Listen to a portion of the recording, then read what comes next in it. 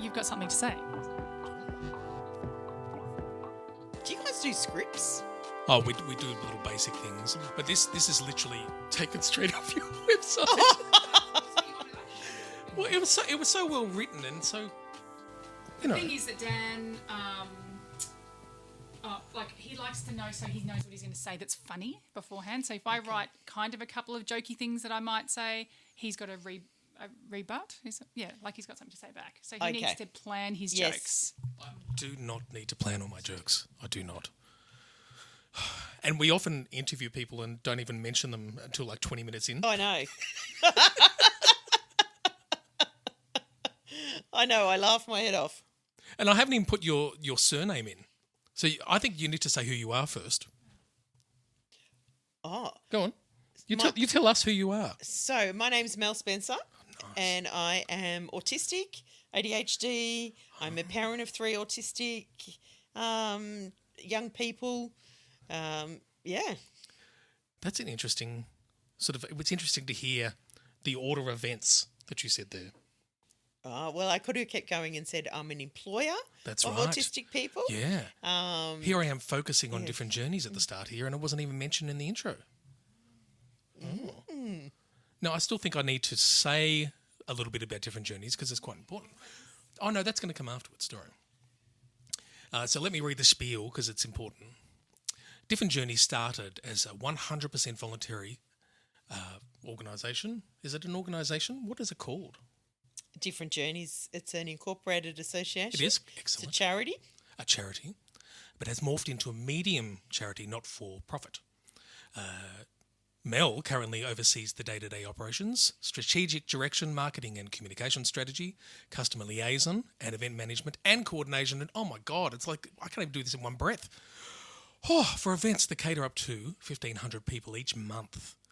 Whilst heavily impacted through COVID, they were able to pivot their operation model firstly onto online events and now into carer support. And I noticed that's still continuing, really, the online side of things. It's still Not around. as much. Not but as much, around, but still. yes. I think that's happening for everyone. It's happening with my work too. It's just all of a sudden what was considered just something you had to do if you had to. Now it's like it's always on Teams and so forth. Now, they have been expanding across Melbourne and into regional locations.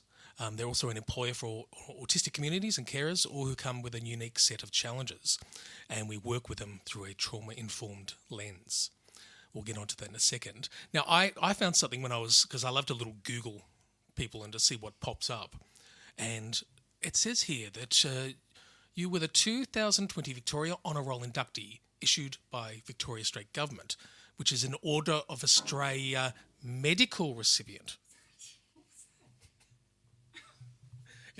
We'll just check if the dog's left. Right above us is I got the dogs here. Let me give you some context of what's going on here, Mel. Upstairs, we've got a lot of plants because that's my wife and my son's special passion at the moment, and we've got plants coming out the wazoo everywhere. Upstairs, we've got all these lovely cacti and succulents, and all of a sudden, king parrots have arrived into the neighbourhood, and they're starting to eat all our plants. Yes. So I put the... What the hell? Did you just fall over? Oh my God. Bianca just fell over. Just be careful coming in there, it's deceptively flat. Down the stairs. Just at the bottom. So yes, I've got the dog upstairs to try and protect us from the parrots eating all our plants. There you go. Anyway, Order of Australian Medical Recipient. Can you explain what that is? Medical.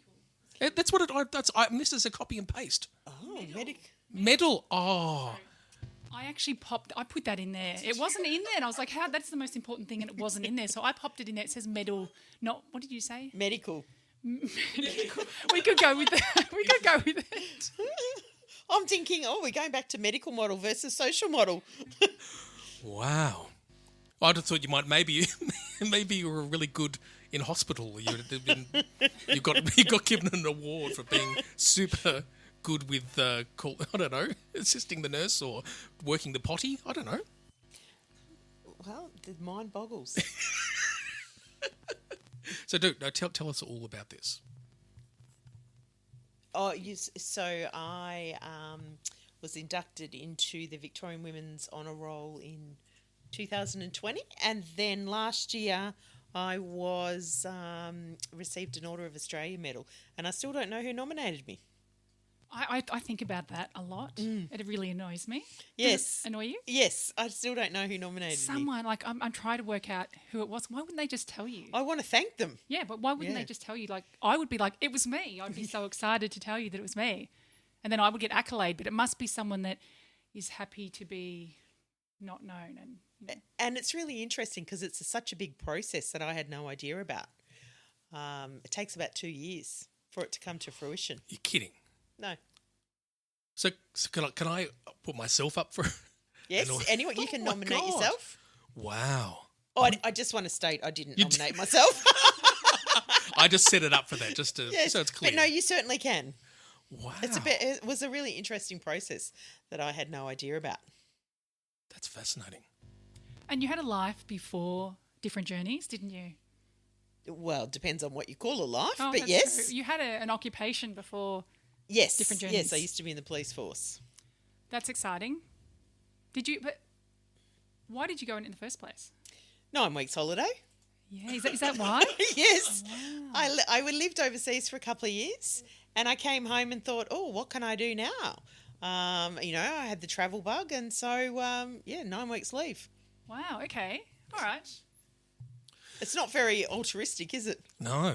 17 years is a long time. I was in Telstra for about the same amount of time. I didn't like my job when I was there, and it did sort of not help with, obviously, my anxiety. And at that stage, I had not gone through the process of understanding what my brain type is and all that sort of stuff. So my ending that job was quite... it was a very stressful time. And I think I've told the story before when I was going into work, and I wasn't sleeping well, and I put my hand behind my neck and felt a lump and went, oh, fantastic. I might not have to work anymore, And that's when I realised I need to change my job. That's what I thought with babies. That's when I had my first baby. I was like, I could do this. I could just leave for a while. Because I've only stayed in each job for 2 years, about pretty much 2 years for each job I've ever had. Is that what I've got you for? No, I know. I just thought, should I say this or not? But no, because I can do a variety of different things. I think so. I don't like to be pigeonholed, which I think I said. But also, all my relationships prior to husband Paul were 2 years as well. Okay, so this two's one's your been lucky longer. number. Oh, it's an even number. I like even numbers. Yeah. So is there anything that you wanted to elaborate with your time there? 17 years is a long time. And you left. Did you leave for the same sort of reason? You just had enough? No, I didn't know I was autistic when I was in there. Me either, yeah. But no, I actually left. I was ill health retired. Right. Because being very overly empathetic. Yes. Right. As an autistic woman, I can see now the writing on the wall. Yep. And not knowing how to deal with that, not having anything set up to help you through that process. So many big emotions, so much. And because I videotape, so when people talk to me, I videotape what they're saying in my head as a screen. And so people were telling me these horrific stories, and I brought them all to life in a video screen in my head. Oh, God. And I could have done the soundtrack for you. Can I ask then about the video screen? So, I mean, because I replay a lot of words and things in my head, so I'm replaying it a lot. But are you doing the words? Are you actually seeing like a movie? Yes, I see it like a movie. Visual. So as you're talking to me now, and you're talking about how you think about words, I've got a picture of you in my head with words coming. Words. So I see words. Yes, but I don't see people. Yeah, no, I see. I don't necessarily. They don't always have faces. Okay. Right, there might be blank faces, but I actually replay what I'm hearing as a video. So would you call this your superpower? No, I hate the word superpower. Oh, you got to say it. Fair. You know it later. Okay. You can thank Jason. Thank Jason for that, by the way. It really annoys me, superpower, because 70% of our cohort have a mental health condition, and if they're not feeling, in a good space at the time, and someone says to them, what's your superpower, then that's actually debilitating. Not which it goes the opposite of what they're trying to do. And it's also like a superpower is like flight. You can fly. You can become invisible. Whereas I could tell you the ancestry of Frodo Baggins, and I'm not sure how that falls under superpower necessarily. I'd say that's a special interest, not a superpower. Exactly. That's right. Now, I'm very interested in looking at, because we've talked about school and childhood a lot. So all three of us have been through this process of being autistic but not knowing. And I'm sure that's the same for you, yeah? And Correct. So we'd love to hear a little bit about what your experiences were like at school in regard to scholastically and also just socially. Yes, and it's really interesting because when I've still got all of my school reports, and when I was doing the ADHD diagnosis, I sent her my school reports, particularly the primary school ones, and she's going, tick, tick, tick. She talks too much, and academically I was very good. Socially, I found, I had a set group of friends, but I always felt I was a bit awkward. So you were in like the awkward group. Yes. Okay. Awkward, yes, I wasn't in the cool kids. Okay. Definitely not in the cool kids, although I'm still friends, I still have a group of friends from school today. And I said to them, "Oh, I'm autistic." They go, "Duh." Now that all makes sense. Were you outspoken at school? Yes, very outspoken. I just have a question Dan has here. Do you... Oh, you're about to say that. Please. Do you have a history with chickens? What the hell does that mean? I put that there for a reason. I can't remember why, but there's obviously something I saw online. Oh, with beyond my chickens. Facebook post, Yes. I think chickens. Isn't it the picture? Yes, There you go. the chooks. The chooks. So I've got 4 chooks. Right. And that's something that's come later. And I do enjoy my chooks. I find them quite peaceful. Would you eat them? The ones that I've... Yeah. No. No. Have you named them? And Yes, do you so want to what's know your their name, names? something? Their names are Teriyaki, Chicken, Dad's dumb as dog shit, and Pam. I want to meet Pam so badly. I didn't name them, the kids did. Oh my God. Oh, that's brilliant. Teriyaki. Oh, now. And then we've got the rabbit that lives with the chooks. The rabbit's living its best That's life. cute. I I find love it, but it's procreating, trying to procreate with the chooks all the time. It's hilarious. I would love to see that. Oh yes, Hope's done videos. Oh, yeah, I'd like to see Yeah. it. I'll do the music to it. And what about the dog? How's that go with the rabbit and Oh, the chicken? dog just sits there on the outside trying to get in. The cats don't seem to worry you've got about it. cats. Okay. I have a question about what's your journey to getting diagnosed with ADHD and autism? Yeah, so obviously my 3 children were all diagnosed at various different stages. My son was 5. My daughter wasn't diagnosed until she was 10. Oh, what a shock. Yes, that's right. And we're sitting there with the psychologist who goes, "Mel, you do realise it's you that's autistic." And I went, "What?" And he started explaining it to me. And I went, oh my God. But for me, the ADHD diagnosis was more profound than the autism diagnosis. Wow.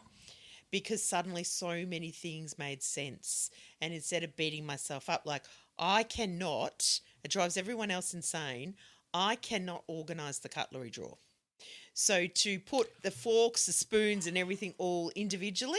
So for me, I just have to put it all in because that's an extra step in my process. So instead of me being lazy, that actually is for me closing the loop and going, there is a reason why I haven't been able to do the cutlery drawer. Oh, no.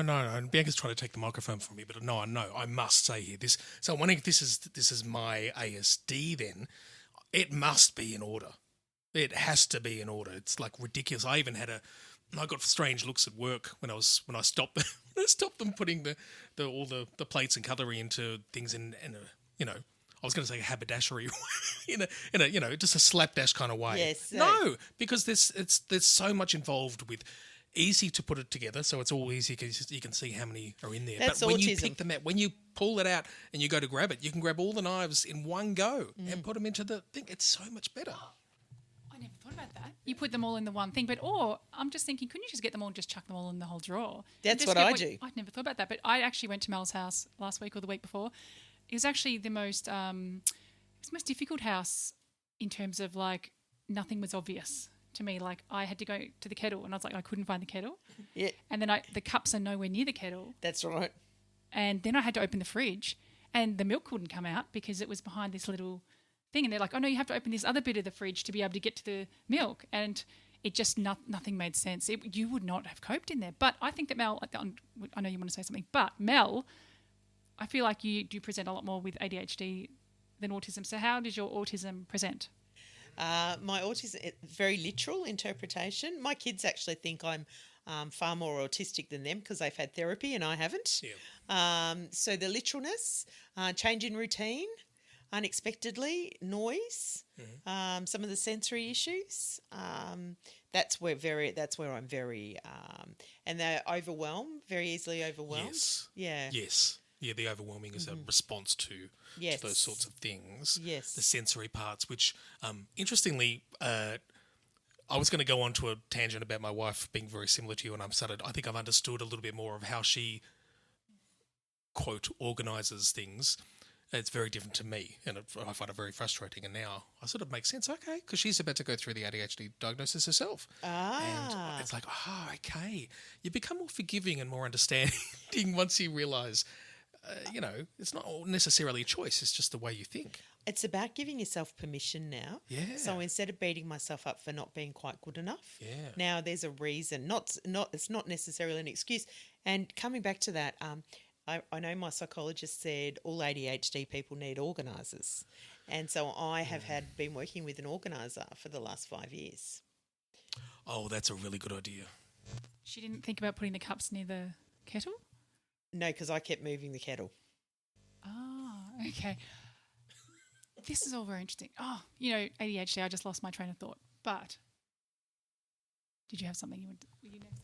I can't see. Well, yeah, I do. You need glasses or something? Or do you need to stand back from it? I'm glad you're doing it because I can't read a thing.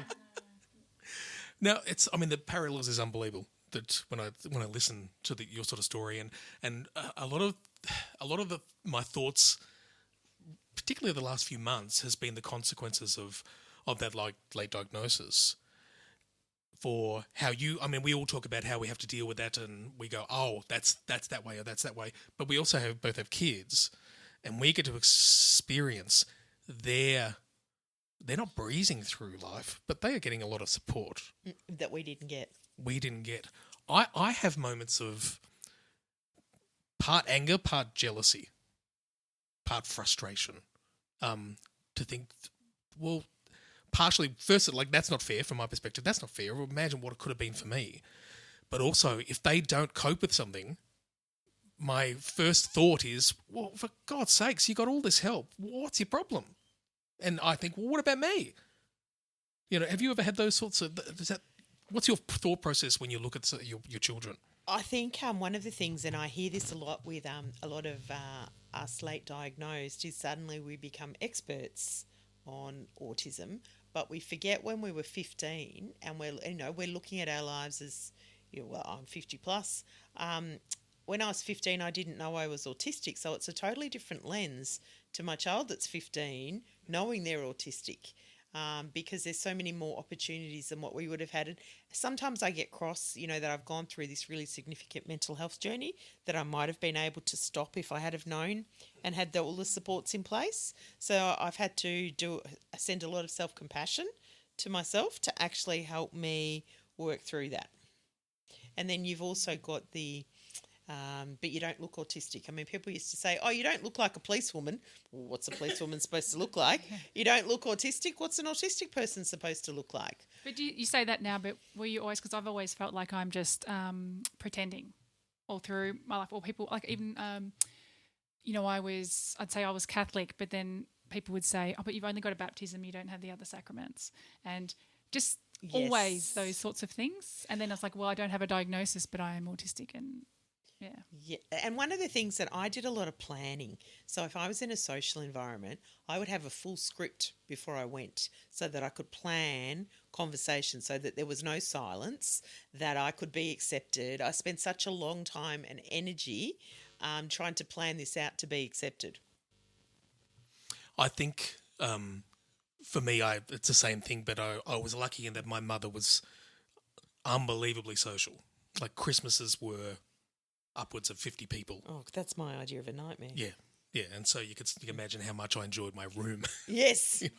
For many reasons, for other reasons as well. I wasn't in a very safe place with steps and so forth, and Much like myself, going down those steps. going down the steps, dangerous steps. That's a theme of the day.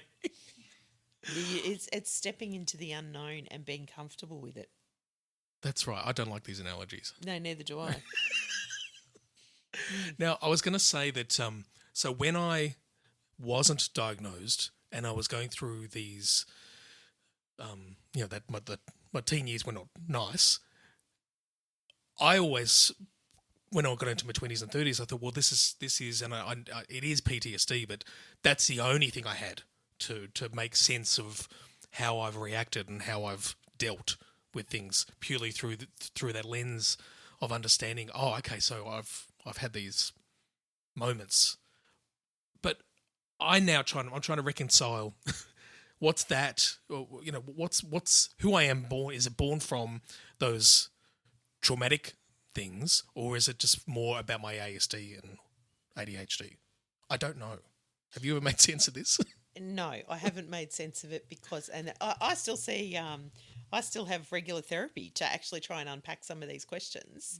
And some of it I may never get the answers to, and I just have to accept. I don't have to like it, but it's also acknowledging the trauma and not beating myself up about the fact that I've been so traumatised. I'm doing therapy, but I haven't got to that point yet. I haven't even had the opportunity to start looking into my past. It's only been about now. Which is like I can't afford to to get the therapy I need. I could easily do every day. And also, you are a male. I find a lot of males. I feel like males need their partner, wife, or whatever, to just like email their psychologist and say what it's really actually like, because they don't know. You probably don't know. Jen comes in sometimes. Jen will come in and. That's what I told her to. So my kids keep saying to my husband, "Dad, you need therapy." Yeah, definitely. And so what about masking? I don't see you masking. Obviously, you said you've got I'm a routine big things. masker. But who do you know who you really are? I think that I'm starting to learn that. I'm starting to be more comfortable in that. Like I used to, like even coming here today, right? So I've come here today in pretty grungy clothes, no makeup, all of that. Now, 10 years ago, I would have had to have been dressed to the nines to actually get here. Yep. So it's about my more authentic self and giving myself permission not to be ashamed that you're seeing me with no makeup, that I am who I am. So I'm going through this as well. But for me, the focus has been I'm less social. I'm allowing myself to go where my unmasking goes. And so I find myself a lot more, I call it director says cut face. So it's mask, and they say cut. And I'm back down to quite a low level. But I'm also wondering a lot of these ASD traits, because I used to look after kids in my 20s and autistic kids particularly, and I was really good at it. But also I've missed being able to do the things that they just have been doing naturally, the certain stimming and body movements, all those things have been denied me. Yes, because they were making you fit into society. Yeah, that's right. Yeah. Yes. So, but now it's this struggle of, oh my God, am I putting this on now? If I do things like that, am I actually putting this on? Or can you make any sense of how you were going to go about not just the things where you forgive yourself, but also those traits that aren't particularly going to be useful to you in society? Yes. And allowing that. We've spent such a long time masking that we've lost concept of reality for ourselves, and it's actually trying to peel back the onion layers. Even though I hate that, that's kind of where I'm looking at it, and then re-looking at ourselves with those experiences. Yeah. That was a lot of waffle there. Well, that's because it's hard. Yeah. Do you stim? Do I stim? Yes, like I'd be doing this. Yeah. I fidget. I tap. So yesterday when I said that you were really playing with that pen hard and you need to fidget, you seemed surprised. Yeah, I was. Why? Because I wasn't even aware I was doing it. Oh, like you were aggressive. Yeah, with your I pen. wasn't even aware. I was about to say my stimming's all downstairs. But that's probably a man thing. No, my stimming is in the toes. All my stimming is happening down here when no one sees it. Constantly, my toes are drumming out a beat all the time. Well, see, I've done a lot of yoga therapy as well. And so it's about like if I'm starting to get really anxious, okay, I can feel my backside into the chair. I can feel my feet on the ground. So it's coming back to do a lot of that. So I've had to do a lot of work on myself. Yes, that's interesting. Now, regarding your neurotype and your current role, so what do you think it brings your particular neurotype, because we're all different, what does your neurotype bring to the role? My passion for what else is out there. So you're given a diagnosis, right, of autism. Well, what does that mean? And having to settle for, okay, well, we're at the highest unemployment, mental health, all of those are all negative based stereotypes. And my passion is, well, who says we have to settle and accept that? And then how other ways can we find? So I'm quite creative, not artistically, but looking at, how can I change this? Who says that I have to write an essay to pass an English class? Yeah. Right? Why can't you ask me the questions and I give you the answers, and then you know that I've done all the work that I've needed to do. It's just in a different format to what society perceives. It's applied learning. Yes. I did a thing a few years ago, universal design in a classroom, and he's an Australian man, Matt Cap, and I just sat there crying because I went, oh my God, I am not difficult. I am not trying to be, because I felt like I was banging heads with the school all the time. And what he was talking about was, everyone says you have to read a book. Well, there's actually 5 for every educational standard. There is 5 different options. It could be read a book, watch a movie, have someone read it to you. And so every teacher, if they've got 5 different options, because every child, whether they're autistic or not, has different needs. And so if a teacher has 5 different ways to teach the same thing, that's encompassing lots of different people. Are you saying they have to have 5 different ways? They should? They should. Oh. Okay. I have a different question, and that is about, I guess, your supports. Like, have there been, who has supported you a lot through your oh my God, through your autistic journey? Yeah. Connecting in with others like me to make me not feel so alone has probably been one of the most important things, where I go, oh my God, that's me. Oh my God. And one of the hardest things is we've got some really good autistic role models, but like Chloe Hayden is fantastic, but she also Em Rossiano is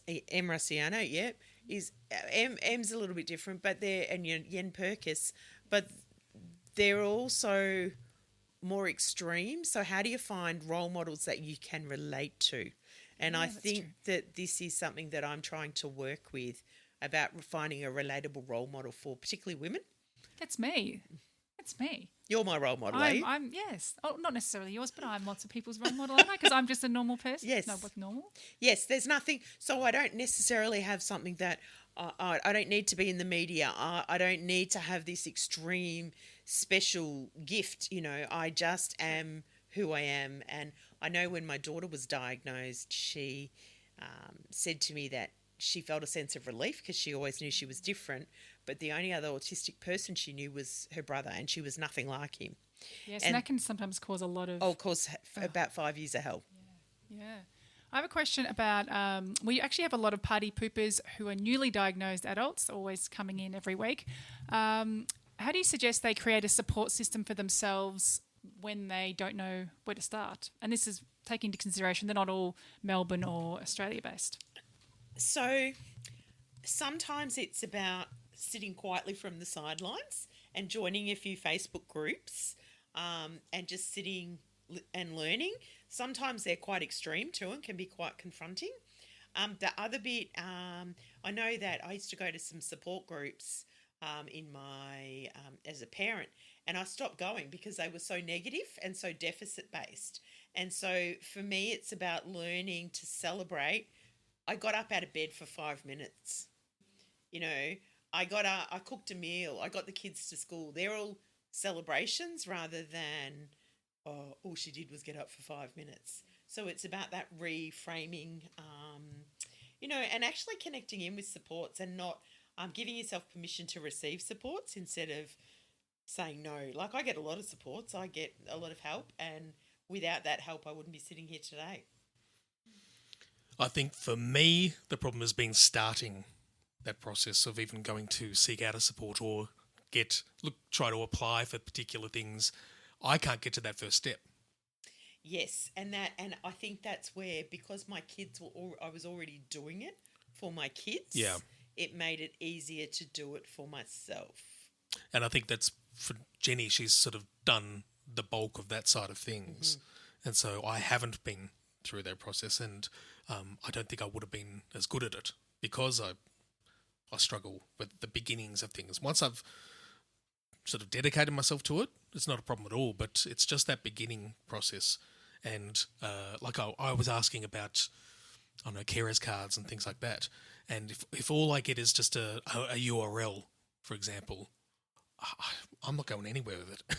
You know, I'll have a look, and if it's too complicated, then I just leave it. And I'm sure there's a lot of people like that who are just sort of like stuck. I see it all the time. Yeah. And sometimes, and I think that's part of the passion of why we've gone down the carer path for Different Journeys, because autism comes from, or neurodivergence comes from somewhere, doesn't it? And often it's the parents, and those barriers of exactly what you're talking about are real, and they need some support, and they need someone to do it, not for them, with them. Yes. And that's something that I'm really passionate about, because once we can show with you that this can happen, then you've got a formula and an understanding of what to do when you're getting past those first barriers. And when we're so used to being told no, we don't bother trying. And a lot of those carers will come to the cuppers and they'll say, I'm so sorry, I haven't done the da-da-da, or they won't come because they haven't done what they talked to you about. I just say, don't worry about it, it's fine, just come along and we can help you out with it. And there's no pressure. I'm not going to get angry at you for not having done something for yourself. I've stopped seeing therapists because I never did the homework. Yeah, that's hard, isn't it? I think I'm probably similar. What? Are you saying I would do the homework? Yeah, if it was about you. Oh, that's true. It's about me. I don't know. I normally I just like wing it. They'll say, like I do have a psych. And she said, have you given more thought about the whatever it was?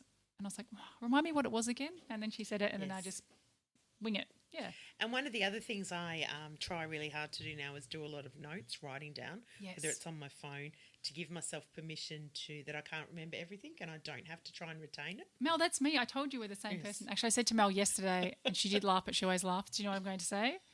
We're very similar people. I don't know how to say it. When I'm drunk, we're very similar people. That's something like that. Okay. So what you're saying is Mel is constantly drunk, but without having to partake of anything. Well, no, she's not drunk, but I'm like her when I'm drunk. Yeah, I would say that's probably true. Yeah, that's right. Yeah. I've never seen you drunk, Bianca, so maybe I'll have to see that. Well, I'm actually, because we have something coming up and I was being a little bit nervous thinking about that. What if I drink? Do I drink? Do I have any couple of drinks? Or do I not have drinks when we go? I know you drink. Okay. All right. Because there's other people there that we will not be able to keep up with. Oh, okay. Nervous. But I get very, very excited. I could have like 1 or 2 drinks and I am super ADHD. and I'm huggy, and everyone will be thinking that's pretty funny because I've told them all don't touch me. Yeah. What? I didn't say that. What? Most importantly, what do you think of my gross feet? Your gross feet. This is what he said. Oh. Gross feet. Oh, you think it's not even funny. It's not even funny. No, that's not funny. I don't even understand. Let Is me there provide a context? the context is that when I was going through the notes earlier, I saw something about me, which I was able to delete before I... So you can say what I'm not going to say that. Oh. No. I will. I'll say it. I think it was. I put in his notes for things that he was going to say. Which was it? How do you take care of your mental health and overall well-being? Like, I like to masturbate.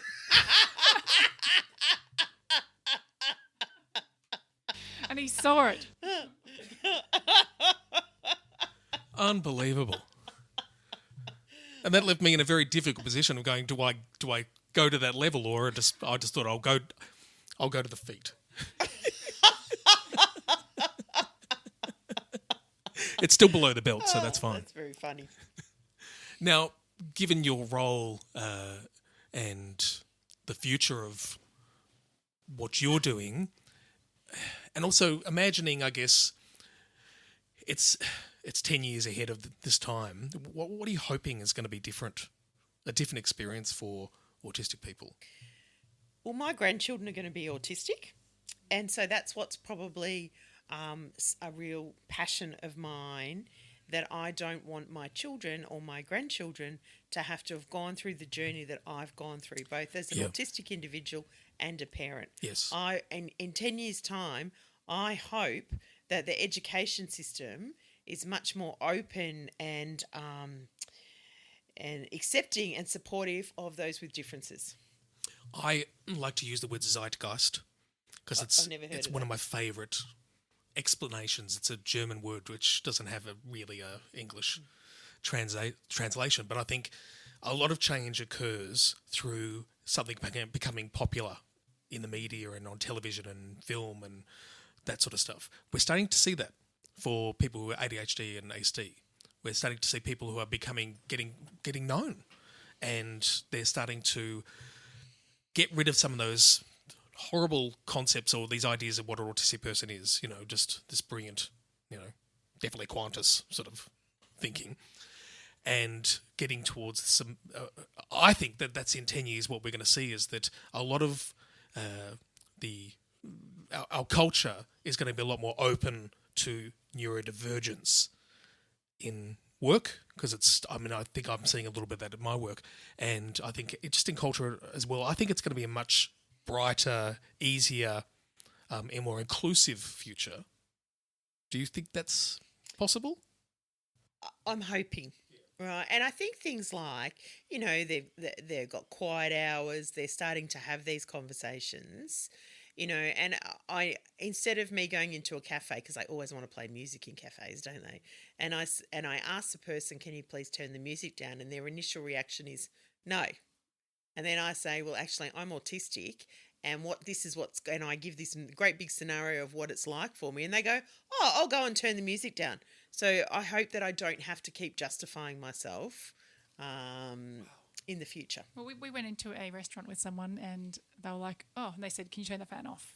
And they turned the fan off. And we were just like, oh, wow, because we were like, oh, great, fan. You can fan. ask. Yeah, we never thought about this. Was a few years ago. But I want to go back about the grandchildren. Have you thought about how you're going to support your children having their children? No. Oh. Because I don't know what that looks like, and I guess my role model would be my mother-in-law, probably. Okay. With her, she just kept turning up. So yes, it'll be a challenging time. I think that ignites a bit of trauma for me. Right, because my anxiety is just that I've already, like you say, you don't know how that will look, but I'm like, this will do this. I'll be there so much. I'll be doing these things. We can't move away. We have to stay around there. And yes. What if they're all in different places? No. How am I going to do that? No, I haven't got that far. Okay. And so in the journey with the kids, and one of the things that I've found really, I don't necessarily visualise the future. I'm in the here and now, and I'm only as good as where they're up to. Yeah, that's good. Have you always done that? been in the here and now, or you've had to do that? I've had to do that Yeah. with the kids. But when people ask me and I've got to fill forms out for the kids, I go straight back to when it was really bad and I forget to see the young person that they are now. Right. Okay. Mm. Is that you? Hand of the mic. We've got nothing underneath other than going to the most important feature.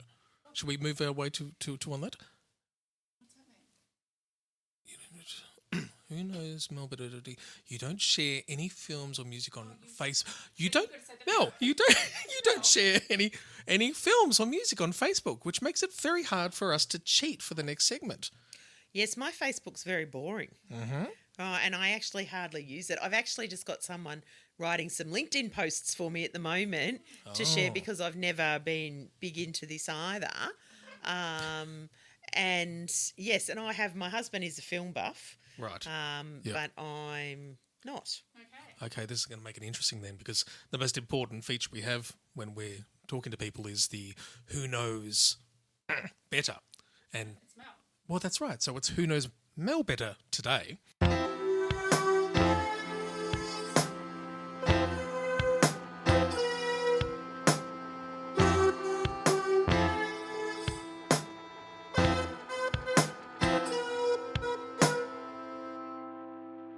And so we have a series of questions that Okay. you have to answer, and we have to guess Okay. what your favourite whatever is. Yes. And, we'll see Well, who then wins. it's very hard to find, isn't it? Exactly. Now, Yes. I only just realised as I went through, I thought, I've never gone, and we have to be careful about this. We have to go onto people's Facebook and see if they have all their favourite music and stuff, because otherwise we will be able to cheat. I'd never thought of doing that before. Have you cheated? No. No? You sure? No. Okay, fine. Okay, let's start with the first one, which is, okay, what is Mel's favourite smell? You start. Smell. And I am very, that is one of my, Superpowers. and no, not a superpower. That is, so for me, the more anxious I am, the more I smell. So, You mean you actually smell your stink, or you? so I start smelling everything around me, the more anxious I am. So you know that we've got the special things. Did I tell you about those from our friend from Wilderness Labs? No. That one is not. That's a beard smell, I think, isn't it? No, it's still for skin, but I use it on my beard as well. Ooh, And it's all natural, sourced in Tasmania, and her not superpower is scent and creating scents. This is Wilderness Labs we're talking about. Oh, I have to go and I have a bought look like at this.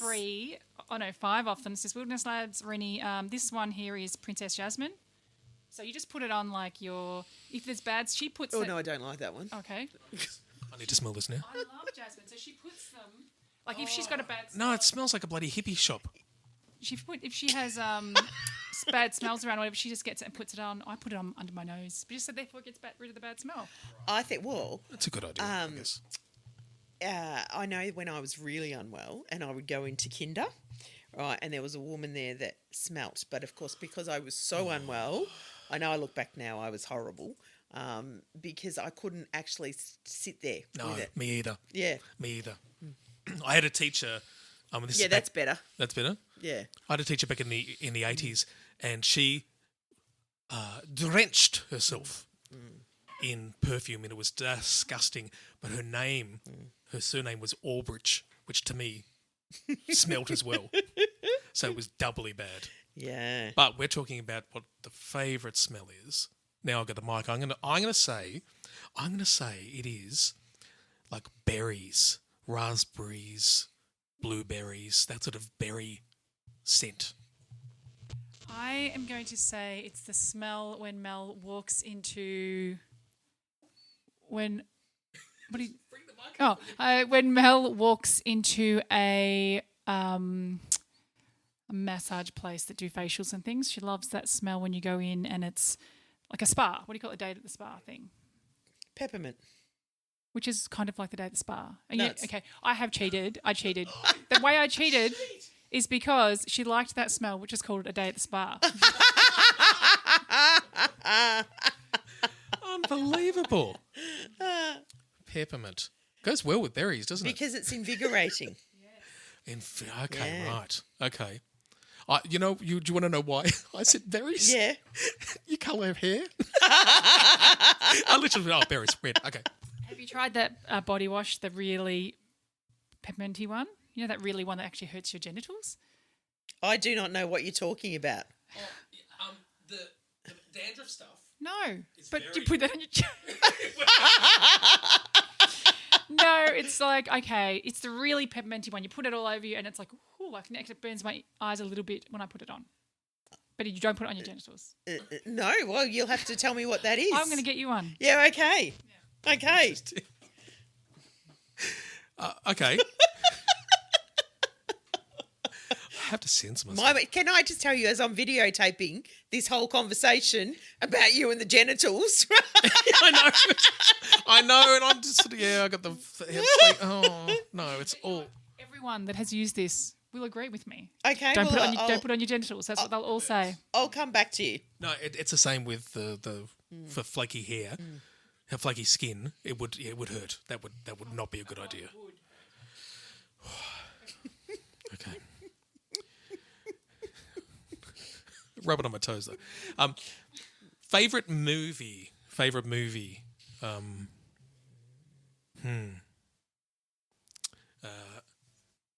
Okay. I'm gonna try back in the formative years, and I'm just gonna go Saint Elmo's Fire. Oh yeah, I did like that film. I don't know that. I'm going to go with Edward Scissorhands. No. Or Pretty in Pink? No. Yeah, it was all right. I won that one. Yeah, you did. Forrest Gump. I did like Forrest Gump, but no, St. Elmo's Fire. Yeah, I love that. Oh, I'm into Bridgerton at the moment. I can't. Oh, me too. I cannot move past that. Yep, I'm in season 2. I've rewatched it all again Yeah. last weekend. Season 1. Okay, Is that all you've watched? Well, yeah, 5 episodes. 5 episodes. Yeah, Oh, yeah, I've watched them all twice now. yeah. It's very good. I'm glad I didn't live in that time though. Unless I had lots of money, Yeah, I wouldn't want to live in that time. I don't think I want to live in that time as a woman, whether you have money or not. Yeah.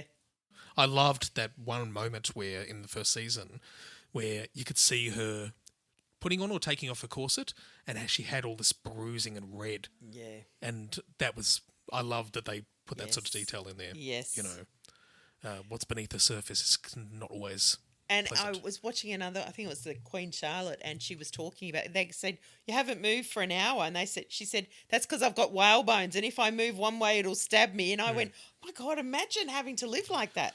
It's horrifying. Yeah.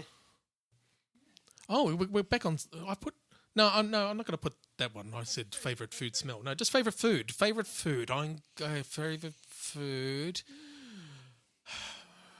Okay. Well, I'm trying to go on the peppermint thing and say I'm going towards a sort of a Thai dish that's got a look. Savoury, yeah, savoury. I had magnificent Thai the other night from Mooroolbark. That's where I grew up. Well, that's what I'm going to say. I'm going to say it's a very fresh Thai dish with lots of fresh herbs in there. See, I kind of have to go to Thai when she got Thai the other day, right? But she's not into fresh herbs so much. She loves spicy. She loves a lot of spices, not necessarily chili spice, but a lot of spices in there. I'm going to say she likes Sri Lankan food. I've never eaten Sri Lankan food. No, it wasn't saying it was Sri Lankan food, but you probably would like See, Sri Lankan food. that's very literal. Right? No, well, I did actually mean that. No, but I think that if we're going you said Thai. You went to Thai the other day, so do you think it's Thai? But if I can't say Thai too, I actually don't have. I like all food. that's difficult. I don't think either of us have won anything yet. Yeah, you're going to go the movies. Yeah. Okay, favourite colour. I get to go first. Bright colours, orange. No. I don't want to go the red because that's obvious. Oh, great. Okay, so now I have the rest of the spectrum to choose from. Purple. No, I don't mind purple, but green. Me too. Yeah, it's all about the green. Yes. It is in our. Yes, It's very in our calming. DNA. Yes, Yeah. calming. My son we went through a whole thing where he identified with colours and emotions. Yep. Yes. Yeah, that's interesting because very music obsessed, but I don't have that hearing colours or anything like that. No, I don't. That was actually how I was actually able to start getting into connect with emotions. Right. Yep. Yep. Through colours, and we made all these little things. So I've still got them in different colours, and he would pick one up, and that was so instead of having to use the words, he could just show me.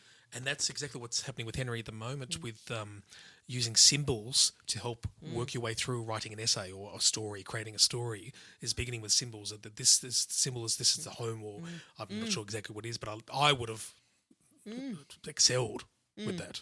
You know, it would have been wonderful. All right, well, we sort of both screwed up there. Or as we say, it's actually you've screwed up. It's not us. Screwed up, yeah, yes. you've really got it. You've done terribly so far. A favourite holiday destination. I'm gonna probably say it's more. Is this where Mel has been, or where Mel would like to go? Oh yeah. Okay. So I think where you would like to go. So you may have been there, but you may not have been there. We'll do it that way. That's a good one. So I'm going to say, well, Europe, but particularly sort of, I'm going to say somewhere around that's the Scandinavian area. Well, I am going to say somewhere with lots of chickens. No, or maybe I'll say, does Borneo have chickens? Because I think she'll like the orangutans. So I'll say Borneo. No, I'm going to go the Norway. Although on my bucket list, and I don't think I'm ever going to get there, is St. Petersburg in Russia. Oh, yes, that would be good. No, same. Ice cream flavour. Peppermint choc chip. Oh, for God's sakes, I can't say berry now. What's the point of that? Bloody hell. I'm going to say, can I just say mint? No? Okay. I'm going to be a conundrum here because you're going to go, that doesn't make any sense. Oh, I'm going to say maybe it's a gelati. It's a gelati, and it's the white one. The white gelati. Lemon. Salted caramel. Ew, gross. No. So that doesn't make sense. Wrong. Salted caramel. Oh my God. That's what Jen would say. Okay. Favorite music genre. That's hard, isn't it? Because it can be very broad. No, I'm not going to say pop. I'm going to say, that's a tough one, actually. I'm going to say like Australian rock. Okay, because of her hair, or is it? I'm going to say 1980s. 80s pop. 80s pop. You're probably closer. I was listening to Fleetwood Mac on my way here. Oh. And they just had there was another top 100 that's just gone out. There's been big things about that. Apple had a top 100, and yeah, they came number 2. Fleetwood Mac. Yes. Well, okay, I'd say that's more rock, but they're not Australian, so we've screwed up there. Okay, last one. Oh well, it cannot be Bridgerton. No, it can't be. Yeah. Favorite TV show pleasure, like a guilty pleasure, something that you may not necessarily want to tell people that you're into. So, I'm going to say, okay, I'm going to say Naked and Afraid. I haven't seen that. Yeah. Oh, because I should have got you to go along, but Paul, have you watched it? Because Paul's gone along to a woman who was on it 3 times. Yeah, he's told me about it 3 times too. Okay. Below Deck. Again, I don't know. I don't watch reality TV. That's what I class as reality TV. I need escapism. Okay, I've got it. What's that one with Mad Men? Okay. No. Oh no, then I was gonna. What about that family that go all around the place and they're really funny and? No, you don't watch any of those sort of reality things. Do not watch reality. So, like, I watch NCIS, FBI. Like, so I like crime shows. Okay. Right. Ah, this is not SVU, but the rest of them. This is the worst. You got a lot of work to do. Yeah, I have. We need to make lists for Mel to Yes, listen, I've got a bit of recuperation time next week, so any TV shows are welcome. Wow. Can I talk about what's coming up? My gallbladder? Yeah. Yeah. Mine's gone. Is it? Yeah, mine's gone. Okay. And I had, so it's happening soon, good, yes, because I had probably one of the worst was. What? Actually, I don't think Mel's very worried about it, are you? You don't seem worried about it. Not the operation. It was before, it was the stones. Oh, yeah, the stones, yeah. Yeah. Stones were horrible. The operation, I was more than happy for it to happen. I'm happy for the operation because it means I can stop the pain. Yeah, exactly. That's wonderful. It's wonderful. And if you get a good room, do what I did, and claim that you're much more sore than you actually are, so you get an extra couple of days. Yes. All right. Well, we've reached the conclusion of all our questions and notes, and Bianca would love to conclude this. Don't you want my funny story? Oh yes. Okay. So I'm just putting that in there so I know. Okay. What? I forgot. Okay, so we now have. Now I've been. Okay, so this is an amazing. I'm really looking forward to this because I've been thinking, well, what is Mel going to say? Because I feel like Mel would have a lot of autistic moments. Oh, I've got lots of autistic moments. However, I went to a party, right, and with my girlfriend, and I find my mother-in-law there, and I wasn't expecting my mother-in-law to be there. So I said, "What are you doing here?" Right, not hello or what are you doing here?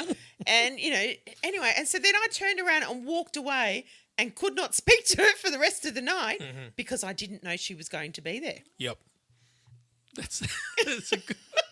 I did one. I did the same thing, but it was a lot worse than that. Yeah, no. Someone actually contacted me to say they had cancer, and my response was, "How did you find me?" Yes. Because it was like I was pleased that they managed to contact me, but all I sort of put in was, "Oh, how did you find me?" Oh. Yeah. What did your mother-in-law say about that? My mother-in-law's been very accepting.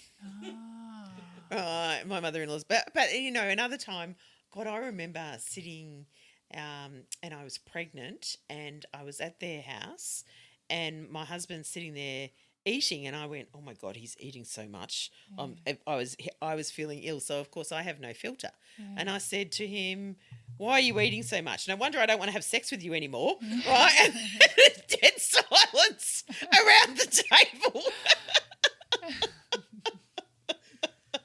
My brother-in-law just starts laughing. As long as no one else put their hand up. So yes, foot and mouth disease. I'm always getting into trouble. Oh, that's great. God. It comes straight into your head. Yes, and to say it. Yeah. Now, are you going to say goodbye? Oh, am I going to be doing that? Is that because I'm not doing the... Well, because I see Mel all the time. Yeah, so you need to say goodbye. All right. Mel, I want to thank you very much for attending the pod room, the Party Pooper pod room, and sitting in the lovely reclining chair that we have here, and there's been no sounds, which has been wonderful, although I've got my headphones on, so I'm not sure if there was any squeakiness. There is a lot of sounds. There's been a bit of squeakiness, but that's all right. It doesn't pick up all that sort of stuff, And you've got a heater or something going. I've got a heater going, and I've got the lights here too, which I usually turn off, but I didn't want to do that this time. Make it too dark. But yeah, just thank you so much for coming on and telling us all about it. We'd love to have a little follow-up with you as well, just because there's so many different topics that we can discuss, and we've talked about your journey yourself as well as your work in Different Journeys, but there's a lot more that we could talk about, don't you think? The topics are endless. They're endless, and because you have so much knowledge. I think the other bit is the topics are endless because we're being exposed to different ways now and different thought processes, and then being able to understand a bit more clearly. Yes. Yep. But yeah. Just find, and the other bit, the last piece of advice is find a champion. We all need a champion in our corner who believes in us unconditionally. I think that's really helpful, and it's part of the reason why we do this, isn't it? And we're seeing that with our pages when people come on and they ask various questions about it, and more often than not, it's like, "Am I normal? Is this anyone else do this?" And it's like, "Yes, don't worry." Yes. I thought you were saying that we are a lot of people's champions. Why not? Oh, well, you are saying that. Why Oh, okay. Yeah, he Sure. should be. Yeah. Okay. Yeah, you need positive role models. All right. Well, we're positive. We are. Yeah. Okay. All right. Well, it was lovely to see you, Mel. I'll Thank see you you again for another having me. day. No worries. But I thought Mel might talk about more like carers, the carer space going forward, and autistic people, how they can get assistance and help and that sort of stuff. And maybe pop her in with Jason, see how that goes from a few episodes ago. Oh yes, that's right. That's right. He can talk superpowers with you. Bye, Mel. Thank you.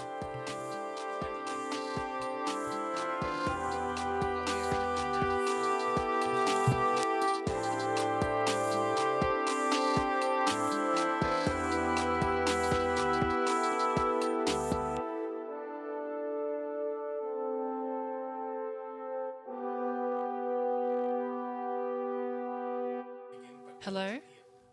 Hello? Hello? Yeah? Hello? You don't have to put it up your nostril. Oh. Just that's it. That's it. You'll be the C. Oh, yes. Am I the top? Blah, blah. No, Mel's the top. I'm the bottom. Yes. I'm the bottom. Okay. All right. I'll try and speak louder. We can open that up to so many different ways. Yes. Right.